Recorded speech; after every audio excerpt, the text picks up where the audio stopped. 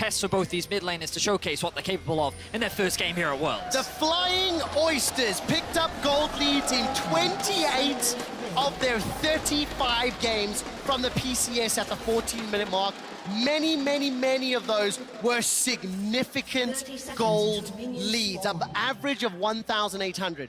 I want to see if they can do the same thing on the international stage against 100 Thieves, the #1 seed from the PCS coming up against the #2 seed from the LCS, and New York erupts with a classic USH on. Kobe, let's turn our attention to these opening minutes, whether or not Closer will be closed in on by Gemini in this Viego.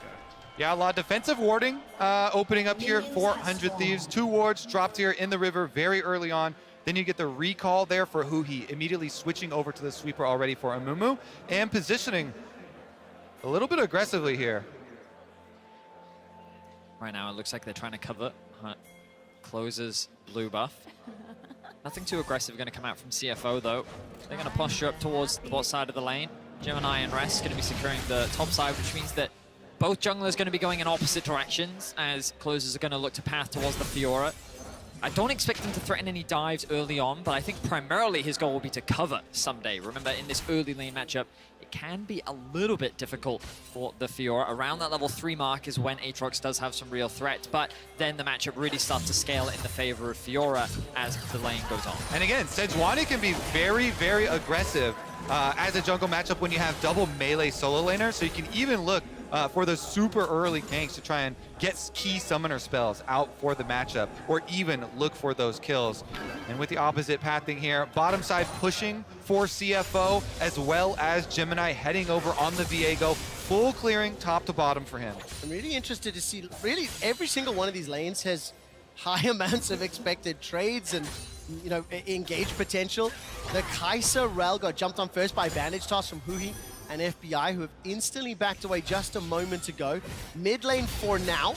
Victor is now under some threat. Gemini will spot out Closer. Mission has been able to step backwards. You see whether or not Closer will be here more than Rest. I've been spotted! He throws up the jinx, shot face. The jinx from Arcane as he transitions to the other side. Does mean there is a little bit of lead there for Gemini too.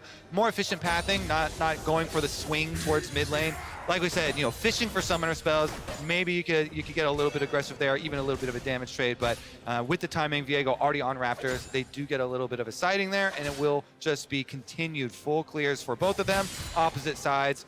Sejuani here, actually, Closer probably going to have to stop off there from Krugs and go pick up Scuttle Crab a little early since he took the detour through mid. So the matchup's kind of going as expected for the time being. The push from CFO in the mid lane, the push from 100 Thieves up towards top.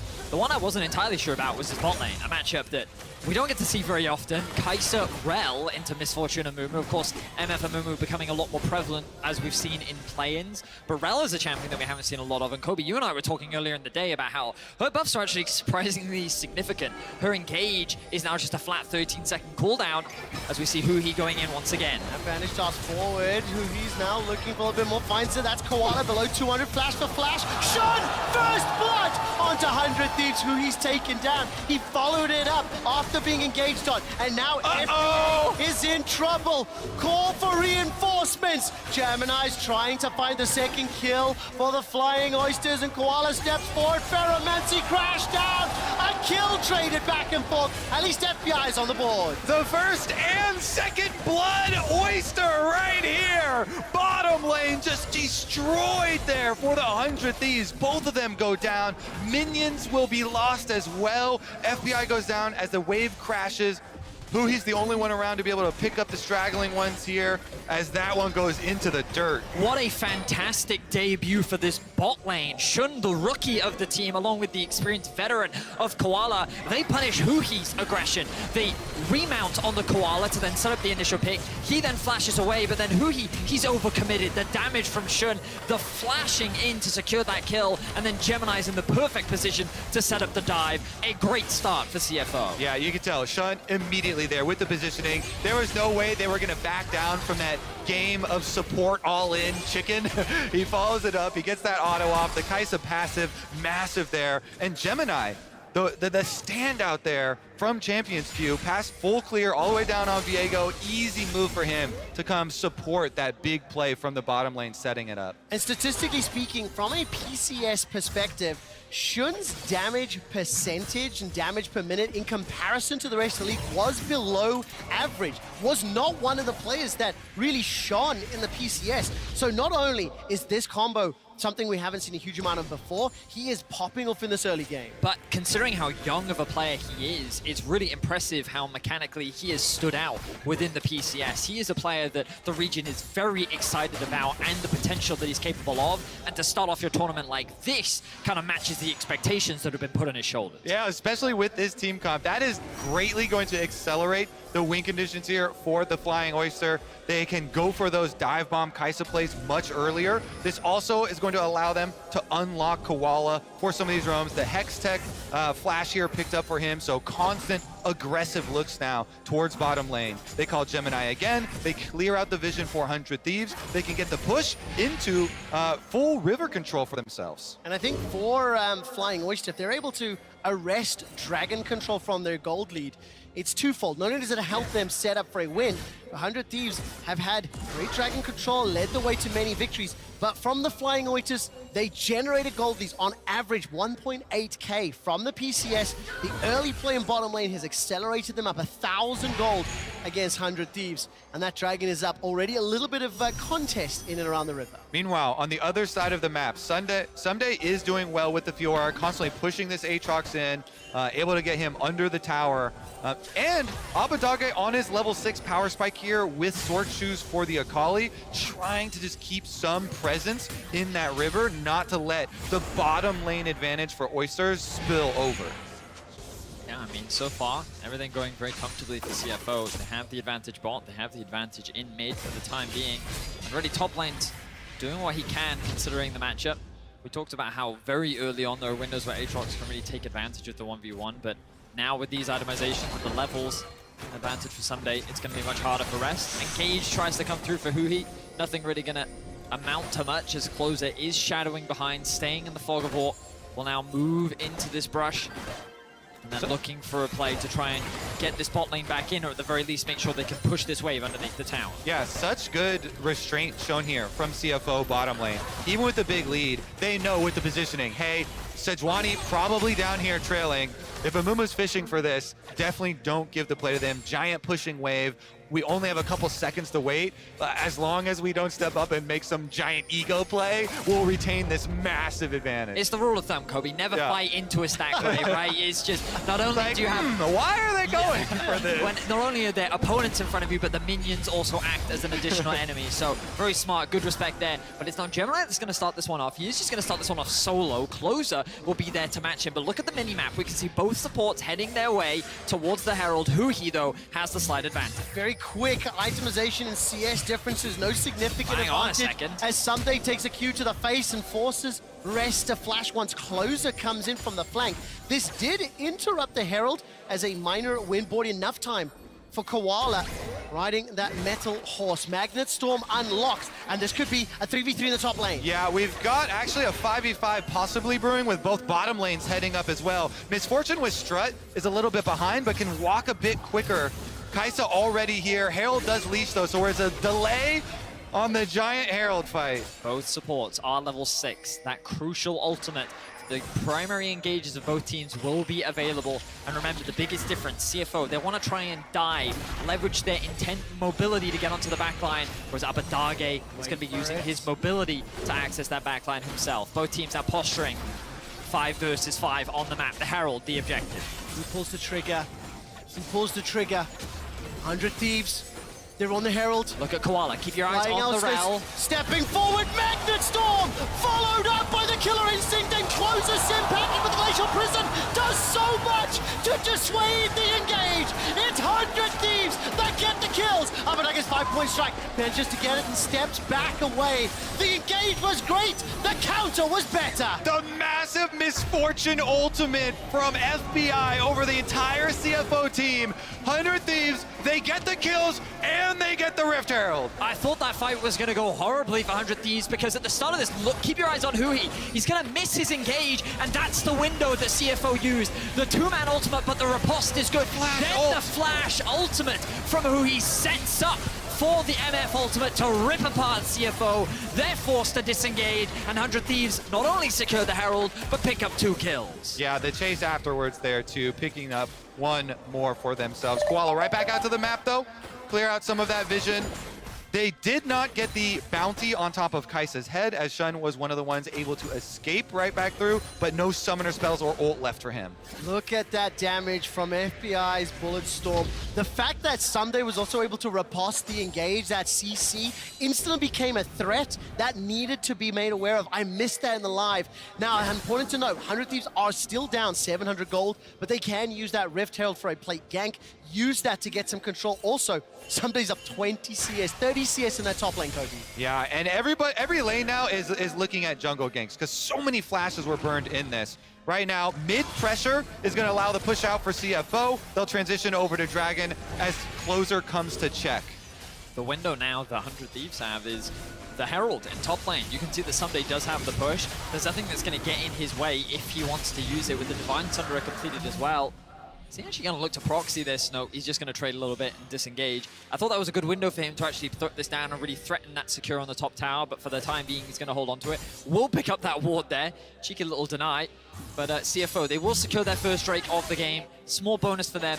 And the thing we also have to highlight is Shun sitting at 3-0-0 right now. While that fight did not go in the favor of CFO, he was the only one to pick up a kill, and he's continuing to scale up and become a real threat.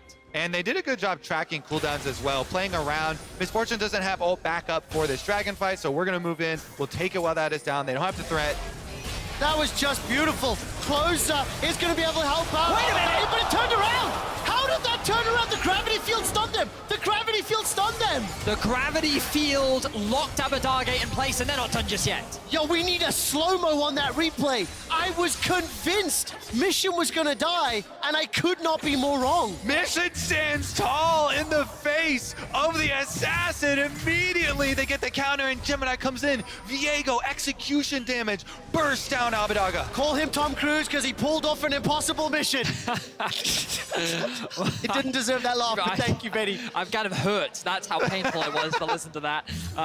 Mission leveraging his experience there. This is his 5th world appearance. The man stood in the face of execution and held his ground, walked away the victor as his jungler came in to protect him. Oh my God, it's the 1-2 punch up here. He didn't realize. Was that intentional? Anyways, let's take a look at the slow-mo. That wasn't intentional. He doesn't do that. So look at the engage here.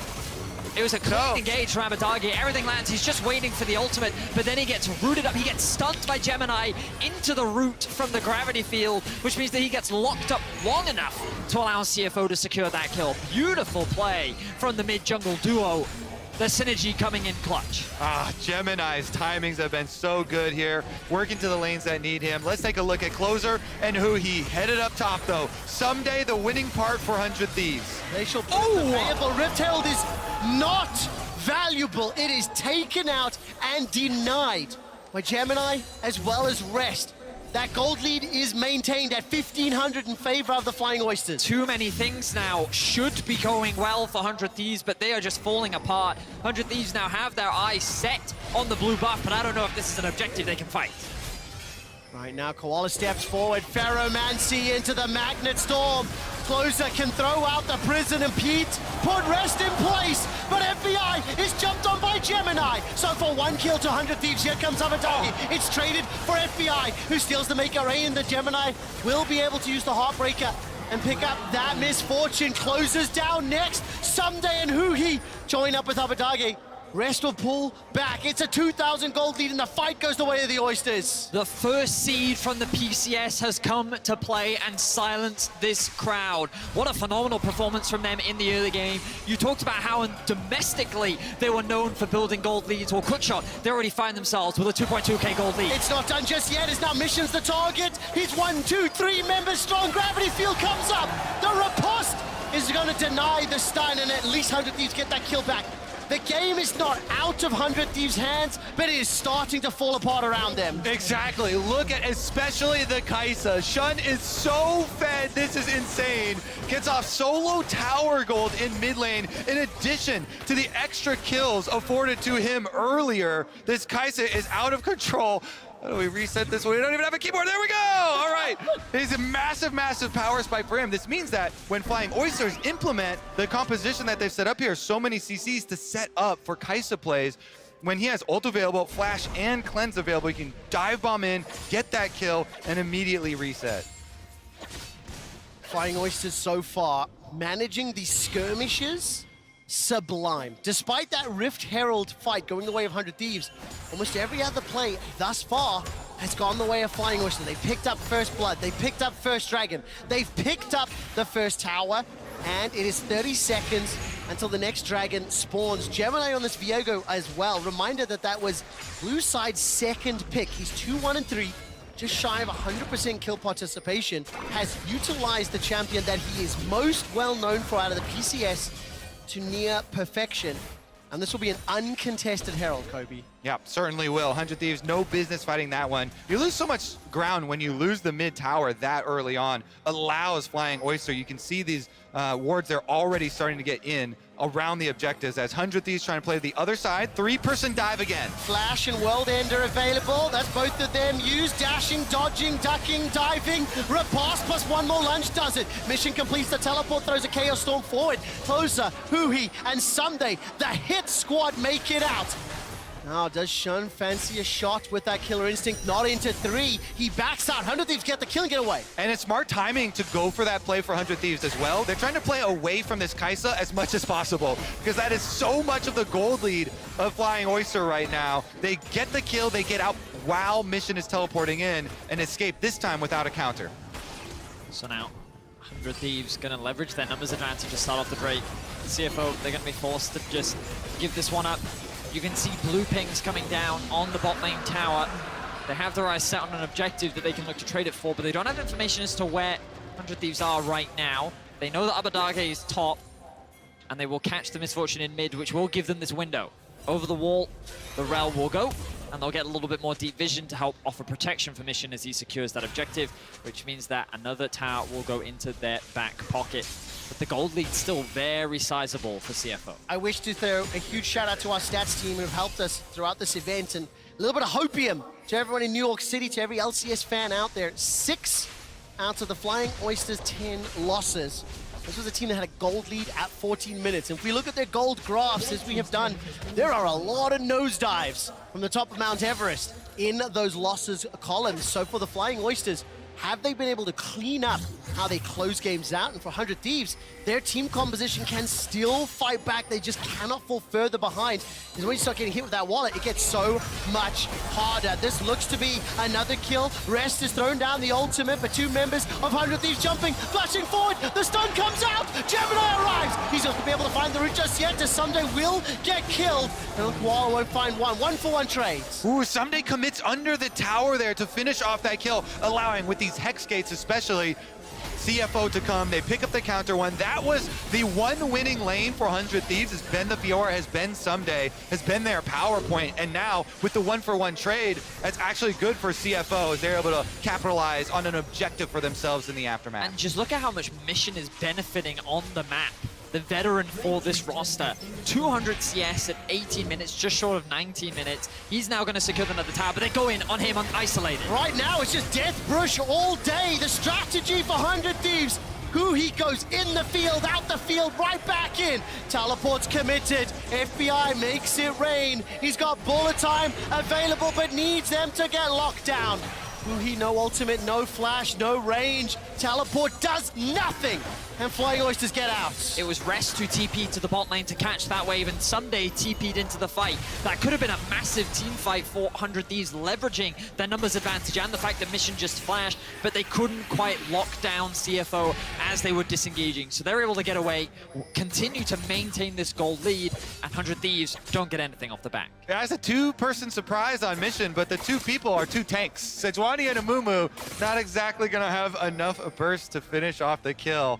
Now they open up a window, they are unable to get any actual value out of it. CFO retain their gold lead, and they retain the map pressure here, constantly pushing out. They have still yet to drop a tower to 100 Thieves, allows them much better use of these hex gates. You can immediately reset back out onto the map, get to these plays that much quicker, get to those rotations so you're not dropping those extra resources.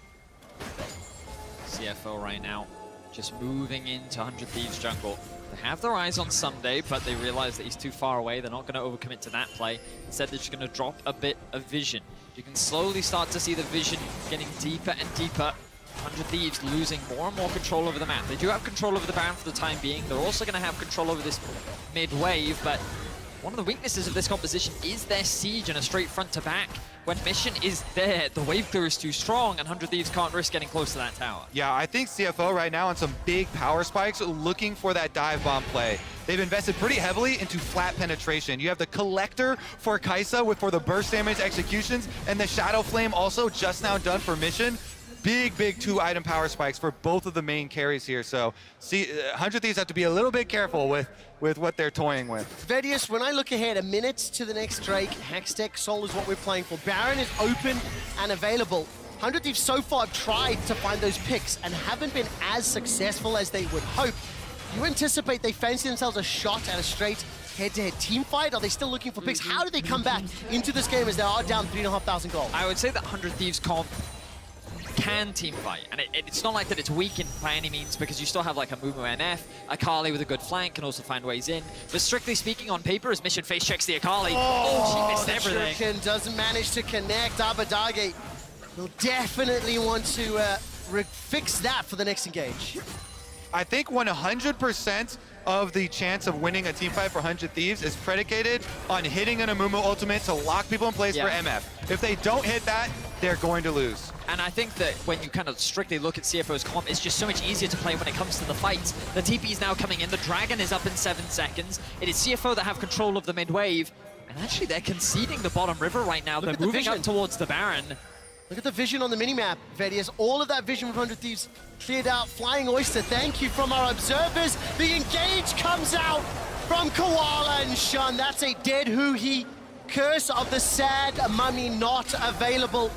And the Hulu Theater Madison Square Garden has been turned into a library as the LCS fans, 100 Thieves, are being bullied, beaten and bashed around the rift. The Dragon is up, it's been started, it's uncontested. Great use of those control wards by CFO. 3 control wards, they just black out the map around Baron, waiting in the side brush, and immediately they jump on that hope for 100 Thieves. They take out the Amumu, then they take out that possible CC to set up Misfortune ultimate. Really nicely done from them. Guarantees them the objective afterwards. Shun, the young player, the newest addition to this roster at the beginning of the year, is right now 5-0-0 in his very first international game. What a stand-up performance from him, but a lot of it is being set up by his team, and you can see just beautiful commitment from the bot lane. Koala with the engage, the ultimate to follow it from Shun, and they just melt this Amumu off the map. Beautiful play overall from CFO as they secure the Dragon and now have their eyes set on a potential Baron. Right now, the pace of the game is being dictated by the Flying Oyster, and 100 Thieves will once again find themselves a pick. Now, this is great. This is exactly what the 100 Thieves need, and their composition is by no means at a point that at 3K, they cannot claw it back. It's important. Stop conceding gold. Stop conceding gold. Again. Do not concede this Baron. Don't let it get stolen. You are the Thieves. Huhi's looking for a flank opportunity, but he won't be able to find it. Will be spotted out by Mission. Abadage hang on the flank, the engage from Closer. Oh, the double bluff was great, but it doesn't set up the kill. Abadage forced to run for his life now. Baron's been interrupted. Rest is trying to end 100 Thieves' world. There is too much damage, too much chase, and Flying Oyster kill 100 Thieves. triple kill for Shun.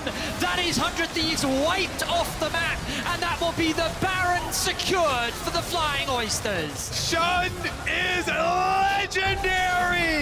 8 kills for the Kaisa now. So insanely fed, and the Flying Oysters with Baron are gonna leave their mark. Here's another look at the setup. Closer goes out, hits the Sejuani ultimate, but as they go for the engage, Rest just comes in, the Aatrox, a force on the front line, trying to chase down with the power of that Victor ultimate, flashing in there for the double knock-up, insane follow-up. And that is the dive that we were talking about. The moment that Rest commits on to the fight, the Viega ultimate is right next to him, the Kaisa ultimate is right next to him, and it's not a single member going in, it is all 3 damaged threats diving onto the back line, and Someday wasn't even in the fight. And this is why we were saying strictly from the front to back, CFO have the advantage in the 5v5. 7,500 gold lead, and help me if this is not the right way to frame it, but it feels to me like 100 Thieves under pressure, falling a little bit behind early, are just not finding the counter engages. They are being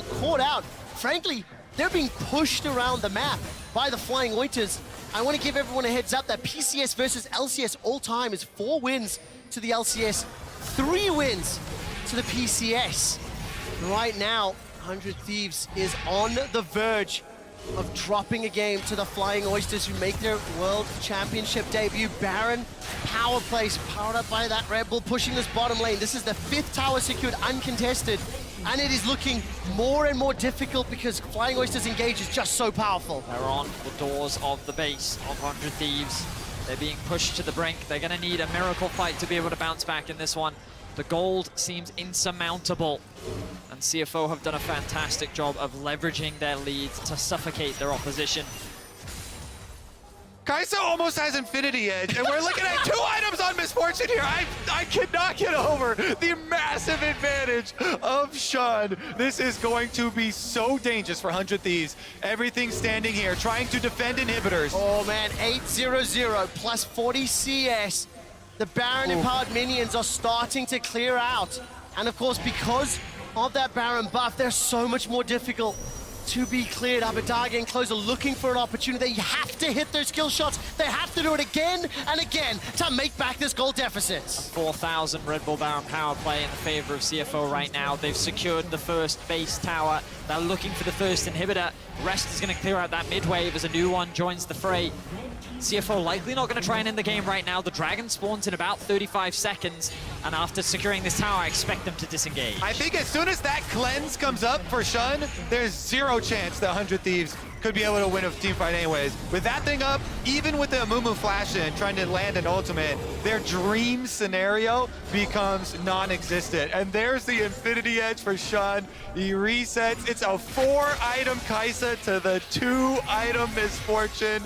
Not to mention the massive powerhouse level 16 spike for Victor Mission in mid lane, also up an item. And I think expectations were that this is not how this game would go. No. Second seed from the LCS, often overlooked as a roster. I think expectations were high, especially when you look at that top side of the map. Going up against the PCS, a region that over the last few years internationally has not looked great, especially during the group stages of World. To come in with this level of performance, to be winning out straight up in the 2 versus 2, for Gemini to be in the right place at the right time, pretty consistently throughout the early game, this is a performance that is going to shake heads and potentially shake up this group. And a roster that shook up the PCS. They won 4 best of series back-to-back-to-back, surprising everybody. They make their international debut. And even more importantly, the player that maybe didn't have the largest impact regionally, Shun, is the guy that's leading the charge today. New look, new duo in this bottom lane, and the Flying Oysters once again stepping forward. Don't forget that they're in the same group as Gen G, and Royal never give up.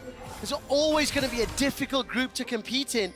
And Flying Oysters, they've got themselves 3 dragons. It's still that 10k gold lead, super minions in the bottom lane, and they are just grouped up pushing top. Here comes the pain train. CFO have arrived. The secondary tower is very dangerous to fight at for 100 Thieves. I think they should not. Oh, someday the riposte keeps him up and alive. We'll be able to slow down further chase. Koala not getting that Magnet Storm off, potentially saving some lives. 6 tower deficit. Damn, those Hex Gates are loud. as 100 Thieves are now defending. Minions in the middle lane, they've fended off at least half of this inhibitor timer, but it's a minute to Baron, 3.5 to Soul. Exactly that quick shot. That'll be the next lane objective on the map. 100 Thieves are going to have to try and contest the Baron. If they can steal it away, they can buy more time. There's windows of opportunity for them to bounce back into this game. All right, fellas, keep pumping me full of the hopium. I need a hit now, like really bad. I mean, I think so much of this is like, Abbedagge is getting to a point where he, in theory, can execute Shun. The question is, will he actually be able to do it? Okay, because okay. the amount of mobility that he has at his disposal, the amount of damage that he has, there's Yeah, a real world look at this where too. Shun is the executor. I always got to stopwatch. Okay, never mind. It's no longer possible to execute Shun. words. For 100 Thieves, they are hoping and looking for Flying Oysters to maybe overstep. Look at the vision. It is pretty deep right now. They're starting to push it in this northern quadrant. The Dragon River is empty as we're still 3 minutes away. Very, very clear. Flying Oysters, they're setting up for Baron. They're pushing the waves. They're pulling the vision down. Now they're going to back out and wait for that to spawn in a few seconds' time. They've been grinding away, too. Nice to see the hard work rewarded here for the Flying Oyster. Baron about to spawn, and once again, they've done a very good job with the fundamentals. Sweep clean all the vision here for 100 Thieves. Make them face check into you, into your massive advantage. Oh, This is Baron. melting. Baron steal hope. Hope. Is it going to happen? Back away. Flying Oysters have been disciplined most of this game. They have not overextended. Look at the Been base. punished consistently. Super Minions are inside the base. Vader, you called it right. CFO, they know that they have a pressure point in the bot lane. They know that their top wave is pushing as well. CFO are just playing the map. 100 Thieves in another do or die situation. The pressure cannot be higher. 2,000 hit points into the pit. It's stolen. LCS steals the Baron. But is it enough to steal the game? Shun and Gemini are chasing inside the mist. And just like that, 3 members down. Abbedagge gets at least 1 back. Rest is continuing to chase. Shun manages to find another. Flying Oysters are inside the base. 100 Thieves steal Baron, but CFO secure the game. It's 10 kills for Shun and a Nexus in their eyes. CFO will come out swinging in Game 1 at Worlds. Formulae! Flying Oysters dominate, destroy, and decimate 100 Thieves. Well played, Flying Oyster.